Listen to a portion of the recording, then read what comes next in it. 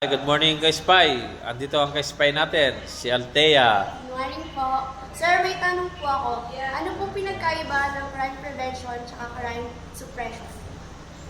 Okay, kay Spy, sasagutin natin yung tanong ni Althea. Mga kay Spy, sasagutin natin yung tanong ni Virginius. Ano daw yung kaibahan ng crime prevention sa crime suppression?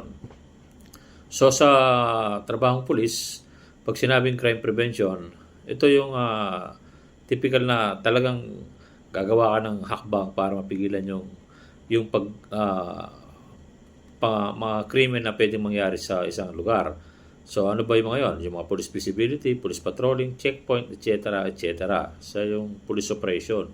So para ginagawa yon para ma-prevent yung krimen, walang mangyaring krimen. Yung suppression naman, crime suppression, ito yung may nangyayari ng krimen. Parang butas yan sa isang gripo eh. May nabutas yung tubo, suppress mo yung butas, paano mo mapipigilan yung paglabas ng tubig?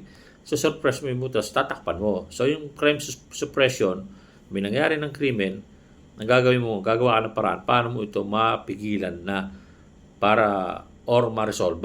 So crime suppression, isusuppress mo na. Iba naman yung kumbaga sa parang sa sakit. Prevention is better than cure, kumbaga. So sa may sakit na siya, painumin mo na siya ng gamot para ma-suppress yung kanyang sakit. Ganun po 'yon. So crime prevention, i-prevent mo mangyaring krimen.